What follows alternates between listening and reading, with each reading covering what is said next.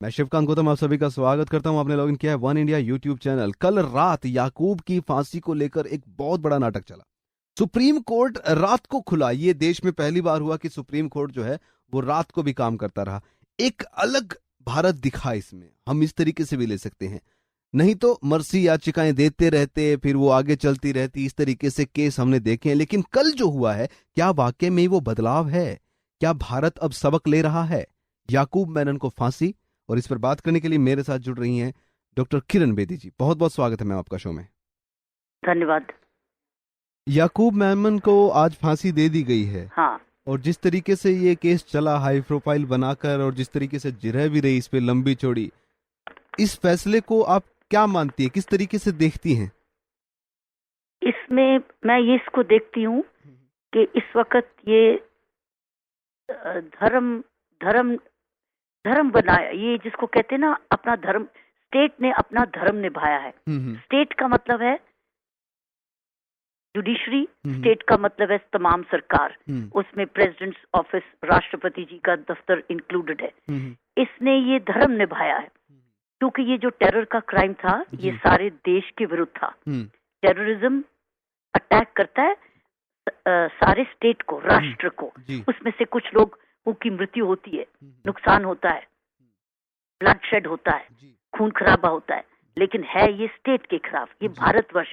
तो जब हमारे पर टेरर अटैक करता है कोई हमारा पड़ोसी, तो हमारे देश के खिलाफ उसमें 1.2 बिलियन लोग जुड़े होते हैं। इसलिए मैंने ये समझी हूँ कि इन्होंने अपना धर्म का कर्म निभाया है। स्टेट ने माइट, अपने सारे माइट के साथ, चाहे वो राष्ट्रपति जी ऑफिस का है या चाहे सुप्रीम कोर्ट है, चाहे गवर्नमेंट ऑफ इंडिया है, सबने मिलके निभाया है।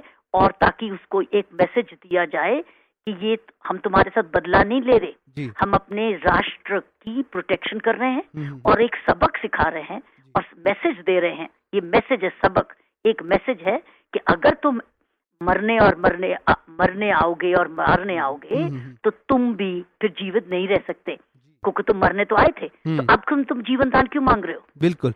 जिस तरीके से इस पे राजनीति हुई है खासकर पिछले 10 से 15 दिनों में, और एक ये जो देरी हुई है, क्या इस देरी की वजह से कहीं ना कहीं ये जो राजनीति ज्यादा हुई? आप मानती हैं ऐसा? भारतीय जो संविधान है और कानून है वो बहुत लचर है, इतना लंबा खिंचा है केस।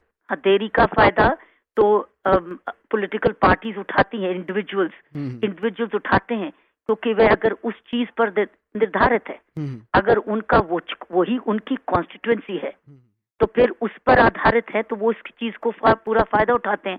तो इसका सोल्यूशन यही है कि ऐसे क्राइम्स में तो डे टू डे क्राइम जल्दी से जल्द हो, ताकि ऐसे गलत लोगों को समय ज्यादा ना मिले उसको खाद देने में। जी, क्या क्या भारत जो है वो सबक लेता है इन चीजों से? जैसे ये केस जो है इतना लंबा चला है, हम बात करते हैं कि हर केस पे हम यही बात करते हैं कि कानून जल्द से जल्द जो है इनका निपटारा करे, लेकिन निर्भया कांड भी जो उस वक्त लगा था कि बहुत जल्द होगा, लेकिन अभी तक उस पर कुछ नहीं हो रहा है। तो हम सबक नहीं लेते हैं? मैं मानती हूँ कहीं लेते भी हैं और कहीं नहीं लेते। ये सबक हमने अगर कल ना लिया होता तो सारी चीजें एक दिन में ना होती। जो आपने देखा सुप्रीम कोर्ट भी 5 बजे तक काम किया, सबक ही तो था कि अगर हमने इसको डिले कर दिया तो इन्होंने फिर से वापस मर्सी पिटिशंस डालनी है, मर्सी पिटिशन पर मर्सी पिटिशन, क्योंकि आफ्टर ऑल डिफेंस लॉयर का काम ही क्या है? केस को खींचना। सरकार का काम क्या है? केस को खत्म करना। जिस तरीके से कल रात को जो एक किस्म से नाटकीय जो ड्रामा चला था पूरी रात टीवी चैनल्स पर भी, और प्रशांत भूषण साहब और 3 अन्य वकील जो आए थे, आप उसको किस तरीके से देखते हैं? क्या वो लोग कहीं ना कहीं आतंक का साथ नहीं दे रहे इस तरीके का काम करके? तो आपने शब्द किया नाटक का, जी, तो नाटक ही तो है, क्योंकि कुछ चीजें ये उनका आधार है। जिन लोगों का जो आधार होता है वो ही करते हैं, और ये सब लोग एक्सपोज होते जा रहे हैं। टेलीविजन और मीडिया को पता होना चाहिए कौन क्या है, कौन किस सिचुएशन में है, कौन क्यों बोलता है ऐसा। कुल मिलाकर जो आज फैसला लिया गया है, और जो रात को एक नाटक जो क्रिएट किया गया था, लेकिन उसके बाद जो सुप्रीम कोर्ट ने फैसला दिया, वो वाकई में भारत के आने वाला जो वक्त होगा उसमें बहुत बड़ा बदलाव के रूप में देखेंगे हम। होना चाहिए, यही आशा है कि ये लेसन सीखे जाएंगे, हर डिपार्टमेंट, हर वर्ग इसमें से सबक सीखे। जी,